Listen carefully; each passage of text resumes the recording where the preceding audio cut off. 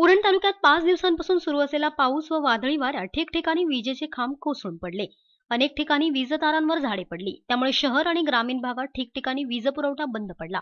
वर्षानुवर्षांचे वीज खांब अजून तग धरत असताना 4-5 वर्षांपूर्वी बसलेले वीज खांब सडल्याने पाऊस वाऱ्यात जमीनदोस्त होत आहे. त्यामुळे वीज मंडळाच्या कारभाराचीही पोलखोल झाली आहे. उन्हाळी मोसमात वीज मंडळाने वीज खांबांच्या दुरुस्तीची कामे न केल्याने तालुकाभरात मोठ्या प्रमाणावर खांब कोसळण्याचे प्रकार घडत असल्याची नागरिकांची तक्रार आहे. नागाव, मातवली, केगाव आदींसह तालुक्याच्या पूर्व भागातील सर्वच गावे विजेअभावी अंधारात बुडाली होती. पूर्व भागातील खोपटा ते आवरे आणि खोपटा ते चिरनेर व जासईपर्यंतच्या अनेक गावांमध्ये वीज गायब झाली होती. दरम्यान वीज मंडळाचा ढिसाळ कारभाराचा फटका उरण तालुक्याला बसल्याने गेल्या 5 दिवसांपासून अनेक गावे काळोख्यात बुडाली आहेत. त्यामुळे शहर आणि ग्रामीण भागातील जनतेमध्ये तीव्र असंतोष निर्माण झाला आहे.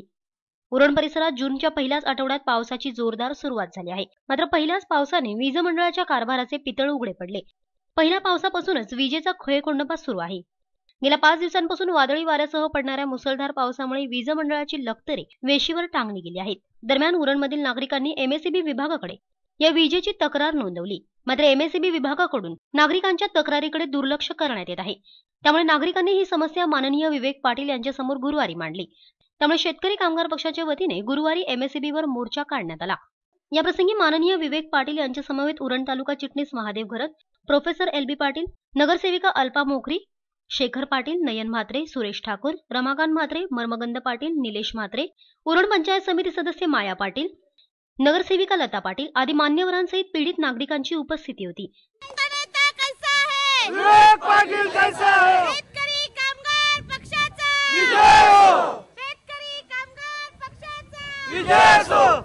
दरम्यान यावेळेस माननीय विवेक पाटील यांनी या संदर्भात आपल्या भावना व्यक्त केल्या.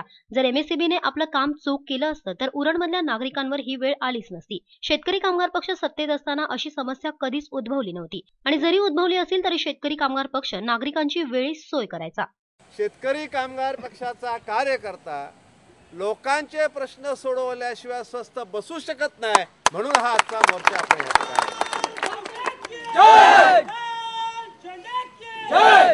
की एक काळ आपला असा होता सर की अख्ख्या महाराष्ट्रामध्ये भार नियमन होतं, पण ह्या उरण तालुक्यामध्ये भार नियमन नव्हतं. ही आठवण करून दिली पाहिजे लोकांना तुम्ही की महाराष्ट्रामध्ये असणाऱ्या मुख्यमंत्र्याच्या, उपमुख्यमंत्र्याच्या, मंत्र्यांच्या मतदारसंघामध्ये भार नियमन होतं, पण उरणला भार नियमन आपण करून दिलं नव्हतं.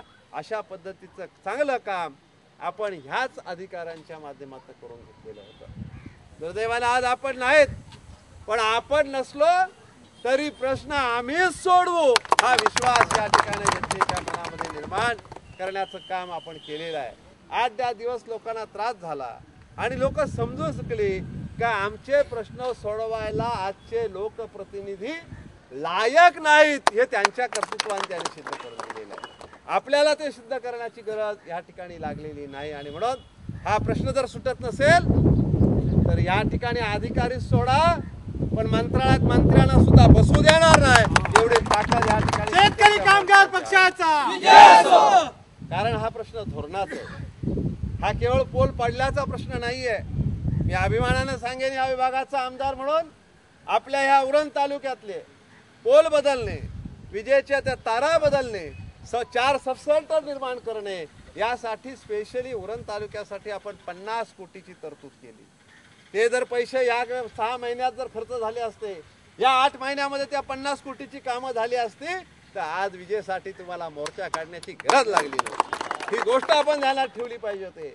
कुठल्याही तालुक्यात नाही, कुठल्याही मतदारसंघात नाही एवढी या तालुक्यामध्ये या विजेचं काम करण्यासाठी मग सगळे पोल असतील, वाढीव पोल असतील, वाढलेल्या घरांच्या तिकडे वाढीव पोल टाकण्याचे पोल असतील आणि सब सेंटर असतील, त्यासाठी लागणारे काय असतील, ह्या साऱ्यांचा विचार करून एका वाढीवर घेऊन या अधिकाऱ्यांना फिरलेलो आहोत. आपण काय करायचं ह्याच्याशी त्यांच्याशी चर्चा करून, इकडची लाईट नसेल, ह्या बाजून लाईट येत नसेल तर दुसऱ्या बाजून लाईट आणली पाहिजे, याचा सर्वांचा प्रत्यक्ष जागेवर जाऊन त्या रानसईच्या तिकडे जाताना आपण त्या ठिकाणी सुद्धा काही अधिकाऱ्यांना घेऊन आपण गेलो, त्यांना सांगितलं ह्या पद्धतीनं करा. 2 विभाग यामध्ये उरण तालुक्यासाठी फिरतात. अर्बन आहे पनवेल, अर्बन आहे पनवेल रुरल आहे, त्या दोघांचं कोऑर्डिनेशन करून उद्या ह्या रुरल वाल्यांची लाईट गेली तर अर्बन वाल्यांकडनं इथं आणली पाहिजे. तिकडं अर्बनवाल्यांची गेली तर रुरलवाल्याकडनं तिकडं गेली पाहिजे, अशा प्रकारचं एक एकत्रित काम करण्याचा प्रयत्न आपण केला होता. पण दुर्दैवानं गेली 7-7 महिने हे काम ठप्प झालेलं आहे. पण ठप्प झालेलं काम पुन्हा त्याच्यापेक्षा डबल वेगानं आपण केल्याशिवाय ठेवणार नाही, हा विश्वास आजच्या ह्या मोर्चाच्या निमित्तानं देते होते. आज आपण अधिकाऱ्यांशी चर्चा करणार आहोत, त्यांच्या काय अडचणी आहेत ते समजून घेणार आहोत, त्या अडचणी दूर करण्याचा प्रयत्न करत निश्चित केला जाईल. पण अधिकारी जर मुद्दामून काम करत नसतील, अधिकारी जर निष्काळजीपणे वागत असतील तर त्यांना सुद्धा योग्य तो धडा दिल्याशिवाय आम्ही ठेवणार नाही, हा विश्वास तुमच्या माध्यमातून या ठिकाणी जनतेला आम्ही निश्चितपणे देऊ इच्छितो. दरम्यान यावेळेस माननीय विवेक पाटील यांनी एमएसईबीच्या अधिकाऱ्यांशी चर्चा करून लवकरात लवकर विजेची समस्या सोडवण्यात यावी अशी मागणी केली. याप्रसंगी येथे उपस्थित असलेल्या मान्यवरांनी विरोधकांवर चांगलीच टीका केली. या जनतेचा प्रश्न कुठला घेतलाय सांगा? आपल्या पूर्व भागातली संपूर्ण खार बुडाली त्यावेळेला तिथे हा पुढारी नव्हता, परंतु आवऱ्याला जेव्हा पाणी शिरलं रात्री 4 वाजता आमचे आमदार साहेब विवेकानंद पाटील तिथे होते. अरे प्रसंगाला जाल त्यावेळी तुमचा आमदार. आणि याला खरोखर आपण कारणीभूत आहोत, कारण या एमएसईबीच्या अधिकाऱ्यांवर किंवा उरणमध्ये असणाऱ्या प्रशासनाच्या कुठल्या अधिकाऱ्यावर वचक ठेवील असा राजकीय नेता आपण दिलेला नाही. आजपर्यंत वचक होती म्हणून आपण आजपर्यंत सुरळीत जगलो, परंतु आता आपण नको त्या माणसाला नको त्याच्या हातामध्ये सत्तेची जी चावी दिली आणि त्यामुळे आज आपल्यावर सगळ्यांवर ही पाली आलेली आहे.